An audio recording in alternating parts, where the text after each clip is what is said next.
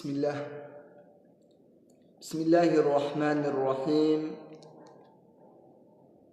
الحمد لله رب العالمين، والصلاة والسلام على سيدنا محمد طه الأمين. أما بعد، إلهي بمهد إسكاله نقدر ضد مسلمين مركا كواد عن إذنكو سلام يا سلامة إسلامك. السلام عليكم ورحمة الله تعالى وبركاته. إخوتي في الله، مروا البحر يميل كستبا وحن اسكدر دار مينا إلهي سبحانه وتعالى عبسديسة ومعنى هيدو يهي إن آدلت ما ديد وحو البحر واجب وإلهي دشأ كاساري siday tahayna aad ula timaadid, aadna ka hadhid wax walba oo xaraam ama macaasi oo lagu yiri ka had, siday tahayna aad uga hadhid oo uga fogaatid. midaas baa waxa la yiraahdaa cabsi iyo Allah ka cabsi. maantay waxaan ka hadli doonaa ama muhaadaradeena ay ku saabsan tahay kayfa yu'khadhu ilmu ad-diin, ilmiga diinta sidee loo baranayaa, wa anna al-ilma bit-ta'allum la bi-mutala'ati al-kutub, ilmigu inuu yahay barasho oo uusan ahayn in kutubta la mutala'aysto ayadoon loo lahayn sheekh iyo cid ku baday toona. waxaad ogtihiin cilmigu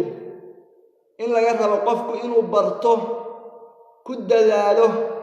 ka barto caalim lagu kalsoon yahay, sidaasaa laga rabaa qofka. waxaa la rabaa inuu cilmiga ka qaado cid ahal u cid lagu kalsoon yahay. qof walba inaad ka qaadatid maahan cilmiga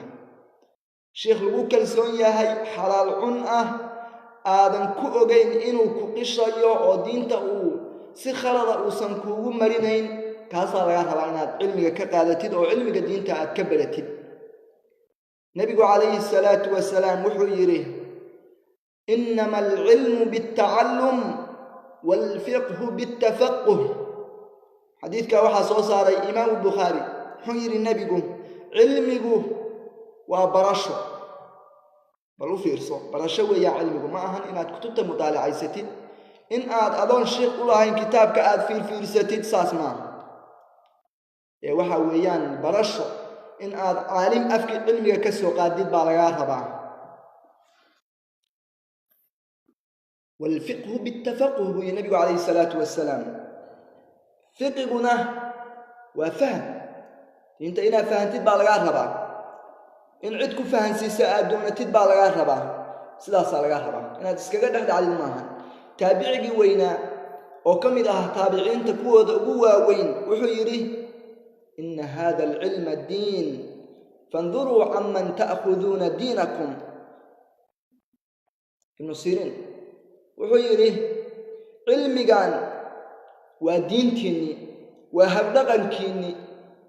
وحد اسكفي لسان دينتني يهبدقن كينا عدة كقادة ميسان اسكفيري يا بوير. حالا ربا مركا إن علمي كقادة تدعي وكرسون يهي ساس على ربا شيخ والبه qof walba oo cilaamad soo xirta ama koofiyad weyn soo gashada oo diinta ilaahay aan u shaqaynayn, aan ka waxa la yiraahdaa hadiga nabiga sida dhabta oo runta uga hadlayn, waa inaadan aadin, waa inaad qof ugu kalsoon yahay cilmiga ka soo qaadid. qof walba inaad fiirsatid maahan, saasaa laga rabaa. waa nuqtada koobaad. waxa weeyaan nuqtada koobaad in aad iska fiirisid cilmiga cidaad ka qaadaysid. nuqtada labaad waxay tahay qofka cilmiga leh oo diinta waxa la yiraahdo yaqaana maxaa laga rabaa. marka cilmigi baratid maxaa laga rabaa? waxaa laga rabaa in aadan wax aan sharciga ku banaanayn in aadan xalaalayn, sidoo kale sharciga wax ku banaan in aadan xaraamayn. saasaa laga rabaa. haddii su'aal lagu weydiiyo oo aadan garanayn waa in aad dhahdid garan maayo. nabi muxamed baan kaga dayanaynaa saxaabadii baan kaga dayanaynaa arrintaas haddii su-aashan uusan cilmi u lahayn inuu dhaho garan mahayo a'immadii waaweyneed ee afarta ahayd sida maalik iyo shaafici iyo ciddii la mida baan kaga dayanaynaa nebigu calayhi salaatu wasalaam maalin maalmaha ka mid ah ayaa waxaa la weydiiyey dhulka xaggeebaa u wanaagsan ugu khayr badan ugu fadli badan su-aashaasaa la weydiiyey markaasuu nebigu calayhi salaatu wasalaam wuxuu ugu jawaabay laa adrii as'alu jibriil garan mahayo su-aashaas waxaan weydiinayaa sayidi jibriil baan weydiinayaa calayhi salaam markaasuu weydiiyey jibriil muxuu ugu jawaabay jibriil ma iska jawaabay isagoon garanayn muxuu yidhi laa adrii as'alu rabba alciza garan mahayo su-aashaas waxaan weydiinaynaa ilaahaygii wanaagga u saaxiibkahaa tilmaamaha wanaagsan ku tilmaamnaa tilmaamaha xunxun ka foga ilaahaygiisaan weydiinayaa buu yidhi ilaahay buu weydiiyey muxuu ugu jawaabay ilaahay waxaa loogu jawaabay anna khayra biqaaci alardi almasaajid meelaha dhulka ah dhulalka meesha ugu wanaagsan oo ugu khayr badan ugu fadli badan in ay tahay masaajidda wa anna shara biqaaci alardi alaswaaq dhulalka meesha ama buqcadaha meesha ugu shar badan oo ugu xun in ay tahay suuqaqa bal fiiri maxaa lagu hayaa masaajidka waxaa lagu hayaa ilaahay cibaadadiisii salaadii ilaah waajibaadkii in la guto in sunnihii la guto wanaag waxaan ahayn laguma hayo sidaas buu masaajidku wuxuu ku noqday midka ugu wanaagsan dhulalka ilaahay ama buqcooyinka aswaaqduna way ka soo horjeedaa waxaa lagu hayaa xantii iscaygii qishkii iyo in la iskhiyaano waxyaalahaasaa lagu hayaa oo qof walbaa soo gelaya qof xun iyo qof wanaagsanba way imaanayaan marka dadka xun baa waxyaala xun ku haya sidaasay waxay ku noqotay sharu biqaaci alardi ama buqcooyinka meesha ugu shar badan oo ugu xun saasay ku noqotay suuqaqu marka waxaa la rabaa qofka muslimka ah laga rabaa in uu suuqa uu iska ilaaliyo markuu joogo inuu carabkiisa hayo afkiisa inuu hayo inuu is-ilaaliyaa laga rabaa masaajidadana inuu u dadaalo waayo waa meeshii u wanaagsanayd haddii lagu dhaho halkan ma wanaagsanee halkaasaa ka wanaagsane aad oo wixii adduunyo ay yihiin meeshii wanaagsanayd baa aadaysaa soo ma waxaa laga rabaa sidaas oo kale in aad suuqa aadan badsan ee aad badsatid masaajidada saasaa laga rabaa waxaad ogtihiin waagii hore in cilmiga loo raadsan jiray meelo fogfog waayo sababtee loogu raadsanayaa waxaa loogu raadsanayaa qofku haddii uu waayo cilmiga diiniga ah ee laga maarmaanka ah in la barto qof walba waajibka ku ah asaga inuu barto cid kalena aysan ka dulqaadi karin cilmigaas haddii qofku cid badhow waayo waxaa waajib ku ah in uu rarto in uu aado meel uu ka helayo cid badha cilmiga muxuu yidhi axmed ibnu raslaan saaxibu zubad muxuu yidhi man lam yakun yaclamu daa falyas'alii man lam yajid mucalliman falyarxali qofkii aan mas'alada garanayn oo aqoon aan u lahayn ha weydiiyo dadka aqoonta leh ilaahay subxaanahu wa tacaala muxuu yidhi fas'aluu ahla dikri in kuntum laa taclamuun dadka aqoonta leh wax weydiiya oo masaa-isha inan garanayn weydiiya idinku haddiinan ahayn kuwa wax kasaya sidaasaa ilaahay yidhi man lam yajid mucalliman falyarxal ciddii aan helayn cid badha shaqsigii iyo qofkii aan helayn cid badha cilmiga diiniga ah ee daruuriga ah ee laga maarmaanka ay tahay qofku inuu barto waa inuu rartuu yidhi imaamku saasaa laga rabaa inaad u raratid baa lagaa rabaa xataa waxyaalaha zawjada oo kale xaaska oo kale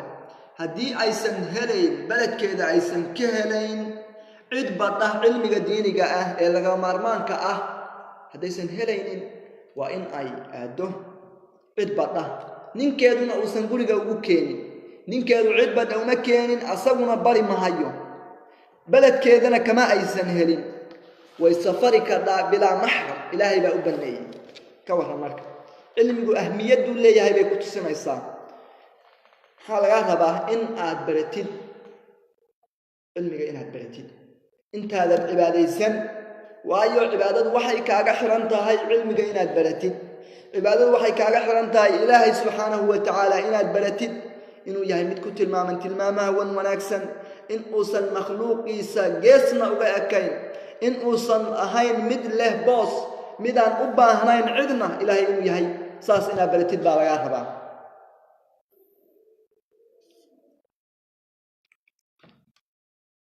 maxaa la rabaa marka in uu qofku cilmiga barto marka hore wuxuu yidhi ibnu raslaan wa kullu man bigayri cilmin yacmalu acmaaluhu marduudatun laa tuqbalu qof walba oo cilmi darro iyo aqoon la-aan asagoo ah shaqaysta oo salaad iyo soom iyo acmaashii wan wanaagsan ay dhaha waa la imaanaya intuu arko dad tukanaya sawirkii oo kale intuu qaato sidaasoo kala sameeya qofkaas acmaashiisu mid la aqbalaya ma ahan waana mid lagu celinayo kana ansixi mayso sidaasuu yidhi waxaana laga rabaa marka in aan cilmiga baranno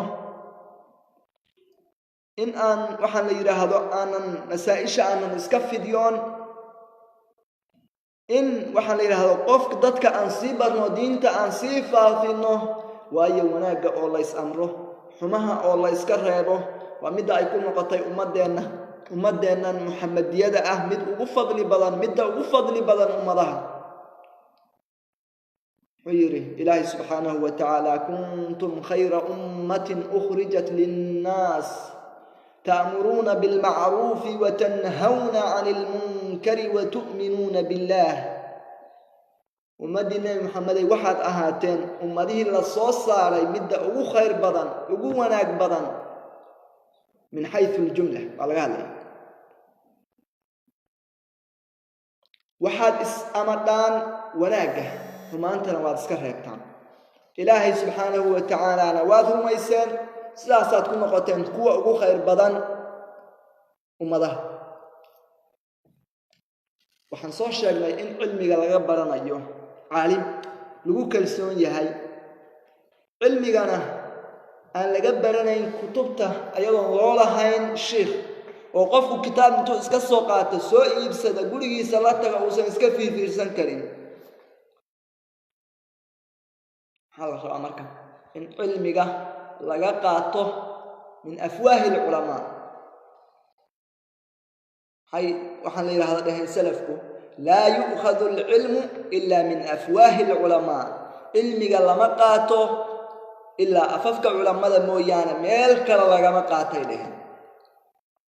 caalim culammada aqoonta leh aqoon-yahanimada ah afkooda laga qaataayo meel kale lagama qaato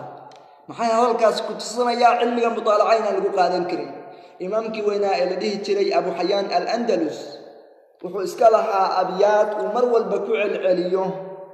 maxaa ka mid ahaa abyaadaas yadunnu alqumru ana alkutuba tahdi qofka qumriga la yidhaahdo wuxuu u malaynayaa kutubtu in ay hanuuninayso oo cilmiga ay barayso